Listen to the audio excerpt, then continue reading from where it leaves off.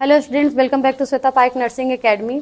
तो स्टूडेंट्स, आज मैं राइल्स ट्यूब फीडिंग प्रोसीजर का डेमो करके दिखाने वाली हूँ। स्टूडेंट, जब आप लोग हॉस्पिटल में जाते हो तो बहुत सारे ऐसे पेशेंट मिलते हुए हैं जो कि खुद से इंटेक नहीं कर पाते हैं ओरली, तो उनके लिए राइल्स ट्यूब या बोल सकते हैं नेजोगैस्ट्रिक ट्यूब फीडिंग कराना होता है या ओरोगैस्ट्रिक ट्यूब फीडिंग कराना होता है। तो आज के वीडियो में राइल्स ट्यूब फीडिंग किस तरह से हम लोग पेशेंट को लगाते हैं ये कर दिखाने वाली हूँ।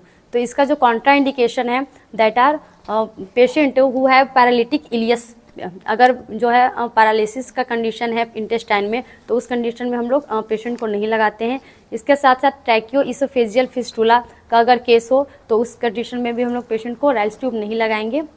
इसके साथ में अगर किसी भी तरह का इंटेस्टाइनल में सर्जरी हो रखा है तो उस कंडीशन में भी हम लोग राइल्स ट्यूब फीडिंग नहीं करवाते हैं, पेशेंट को राइल्स ट्यूब नहीं लगाते हैं। तो जो हम लोगों को आर्टिकल्स रिक्वायर्ड हैं कंटेनिंग, सबसे पहले जो है राइल्स ट्यूब हम लोग रखेंगे। राइल्स ट्यूब का नंबर होता है फॉर अडल्ट के लिए जो है फ्रेंच नंबर 18 का जो फ्रेंच है ये अडल्ट के लिए है, ठीक है। ये रेड कलर का होता है। ये जो है राइल्स ट्यूब, इसका फ्रेंच नंबर 12 है, तो ये चिल्ड्रन के लिए होता है जो कि ग्रीन कलर का है, लाइट ग्रीन कलर का। एक और नंबर है, ये इसका फ्रेंच जो है दैट इज 6 फ्रेंच, ठीक है। ये जो है नेजोगैस्ट्रिक ट्यूब है, ये बच्चे के लिए मेनली लगाया जाता है, न्यूबॉर्न के लिए। तो ये 3 नंबर का फ्रेंच का मेरे पास सभी राइल्स ट्यूब है। तो अभी मैं अडल्ट पे लगा कर दिखाने वाली हूँ, तो मैं ये 18 नंबर का फ्रेंच का यूज करूँगी, ठीक है। And other required articles are, एक हमारे पास सोडा बाइकार्ब सॉल्यूशन हम लोग रखेंगे, आर्टरी फोर्सिप रखेंगे to for cleaning the front areas of nose, some pieces of gauze piece, cotton ball, kidney tray, paper bag, 1 stetho हम लोग मेनली रखते हैं। मेनली हम लोग लिसन करते हैं एब्डोमिनल साउंड को, ठीक है। हम लोग प्रोसीजर के एंड में हम लोग देखेंगे इसका। फिर एक सिरिंज भी हम लोग इसी पर्पस के लिए रखेंगे। एंड 1 पेयर ग्लव्स, 1 हम लोग एडहेसिव टेप रखेंगे, 1 ball with cold water and 1 small Macintosh. Procedure start करने के पहले सबसे पहले हम लोगों को जो भी राइल्स ट्यूब होगा उसे हम लोग ओपन करेंगे। तो ये राइल्स ट्यूब है और इसके हम लोग लेंथ को मेजर करते हैं। तो इसके लिए हम लोग जब इसका लेंथ मेजर करेंगे तो सबसे पहले हम लोगों को नॉस्ट्रिल जो है, जो भी पेशेंट हो गए उसके नॉस्ट्रिल से हम लोगों को ईयर लोब, जो हमारा एक्सटर्नल ईयर होता है, ठीक है, इसके लोब तक जो एक्सटर्नल ईयर लोब होता है, यहाँ से हम लोग इस तरीके से पहले मेजर कर लेते हैं, ठीक है।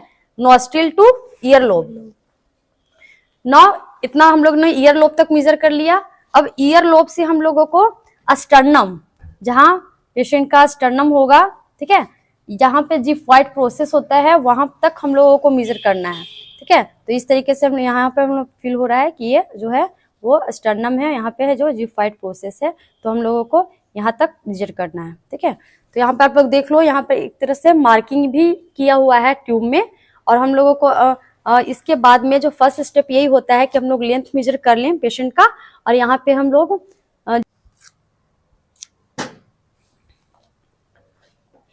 तो जो जहाँ पे हम लोगों ने लेंथ मेजर किया है जिफॉइड प्रोसेस तक, ठीक है, तो वहां पे हम लोग इस तरह से पहले मार्किंग कर लेते हैं। इस तरीके से हम लोग मार्क कर लेंगे, ठीक है। और चूंकि ये जो ट्यूब होता है बहुत ही ज्यादा सॉफ्ट होता है, तो इसके लिए हम लोग जो बॉल विथ कोल्ड वाटर में हम लोग इसे डालकर इस तरीके से हम लोग छोड़ देते हैं फॉर हार्डनिंग ऑफ ट्यूब। जब ट्यूब अच्छे से हार्ड हो जाता है तो एब्डोमेन में इजिली इंसर्ट होगा। First step of procedure is, जो भी हमारे पास मैकिंटोश होगा उसे हम लोग प्लेस करेंगे at chest level of patient. Mainly कोई भी जो क्लॉथिंग है पेशेंट का वो गीला ना हो जाए, वो गंदा ना हो, इसलिए हम लोग सबसे पहले मैकिंटोश प्लेस करेंगे। इसके बाद एक्सप्लेन कर देंगे अबाउट द प्रोसीजर। हम लोग को सबसे पहले एक्सप्लेन करना होगा कि अगर पेशेंट कॉन्शियस होगा तो हमें फुल सपोर्ट भी मिल सकता है। लोग हैंड वॉश करेंगे एंड ग्लव्स वियर करेंगे। आफ्टर वियरिंग ग्लव्स हम लोग लिग्नोकेन जेल लेंगे एंड राइल्स ट्यूब में इसे अप्लाई करेंगे।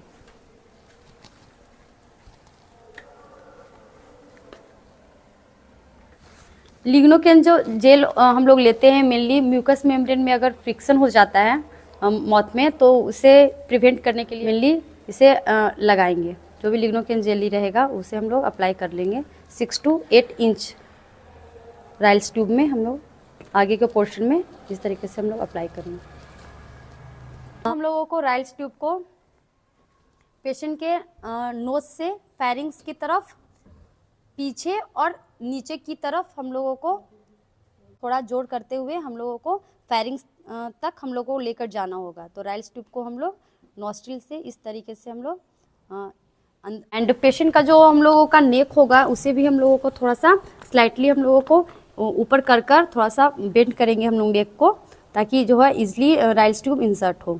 तो जब भी पेशेंट का जो राइल्स ट्यूब है फेरिंग्स तक चला जाता है, तो फेरिंग्स में जाने के समय पेशेंट जो होता है वो बोलने में असमर्थ हो जाता है, वो बोल नहीं पाता है। तो उस समय हम लोग को पेशेंट को बोलना है कि आप थोड़ा निगलिए, जैसे आप खाना खाते हैं उस तरह से आप इनगल्फ करने की कोशिश करें। तो पेशेंट अगर इनगल्फ करेगा तो वो जो राइल्स ट्यूब है वो इजली और भी अंदर की ओर चला जाता है, और हम लोगों को इस तरह से इंसर्ट करना होगा। जब हम लोग देखेंगे कि जहाँ पे मार्किंग हम लोगों ने किया था, लेंथ को मेज़र किया था राइल्स ट्यूब को, वहाँ तक अगर इंसर्ट हो गया है तो हम लोगों को मेनली हम लोगों को ये इंडिकेट हो जाता है कि वो पेट तक चला गया है राइल्स ट्यूब। इसके बाद हम लोग जो बॉल जिसमें कि पानी हो, वाटर हो, उसमें हम लोगों को इसका जो एंड है उसे हम लोग एंड को यहाँ पे हम लोग डालेंगे, एंड को पानी में। अगर जो है यहाँ पे एंड में डालने के बाद अगर बुलबुला आने लगता है, ठीक है, तो ये इंडिकेट करता है कि ट्रैकिया में गया है। अगर बुलबुला किया तो, और अगर बुलबुला नहीं होता है, किसी भी तरह का बबल्स नहीं आता है, तो ये इंडिकेट करता है कि ये जो राइल्स ट्यूब है वो एब्डोमेन में चला गया है। वन मोर इंडिकेशन हम लोग को और भी पता चल सकता है with the help of syringe. Syringe के हेल्प से, सिरिंज का जो हमारे पास 10 ml या 20 ml का जो भी हमारे पास सिरिंज होगा उसमें हम लोग 10 ml एयर फिल कर लेंगे इस तरीके से, ठीक है। एयर फिल कर हम लोगों के एंड जो पोर्शन होगा ट्यूब का उधर हम लोगों को इस तरीके से इसे इंसर्ट करना है। तो हम लोग स्टेथो लगा लेते हैं और पेट के पास में हम लोग इस तरीके से इसके डायफ्राम को रखेंगे।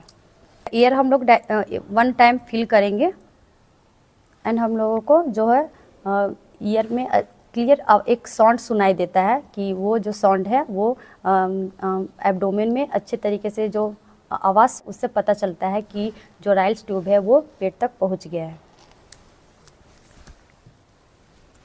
तो जब हम लोग ट्यूब को इंसर्ट कर देते हैं तो इससे हम लोग नोज के पास में फिक्स कर लेंगे या फोरहेड के पास में, ठीक है। तो अभी मैं फोरहेड के पास में इस तरीके से एडहेसिव टेप की हेल्प से हम लोग ट्यूब को फिक्स कर लेंगे। जब कभी हम लोग नासोगैस्ट्रिक ट्यूब या राइल्स ट्यूब हम लोग इंसर्ट करते हैं पेशेंट को, तो हम लोग को कुछ समय वेट कर लेना चाहिए। उसके बाद ही हम लोग यहाँ से कोई भी फूड लिक्विड, हम लोग लिक्विड आइटम यहाँ से हम लोग इंसर्ट करें। इससे यह हम लोगों को बेनिफिट होता है कि जो भी एब्डोमेन का पेरिस्टाल्सिस होता है, जब हम लोग जैसे इंसर्ट करते हैं तो वो कुछ समय बाद ही उसका पेरिस्टाल्टिक मूवमेंट स्टार्ट हो जाता है एंड जो भी रिस्क है वोमिटिंग का वो भी रिड्यूस हो जाता है। After insertion document the procedure and discard all the articles. So this is all about Ryle's tube insertion and nasogastric tube feeding insertion procedure. तो if this video is helpful to your students, अगर आप लोग इस तरह का video और भी देखना चाह रहे हैं तो प्लीज़ लाइक से सब्सक्राइब माई चैनल। अगर और भी किसी तरह का कोई भी प्रोसीजर वीडियो आप देखना चाहते हैं तो वो भी मुझे कमेंट कर कमेंट सेक्शन में बता सकते हैं। Thanks for watching.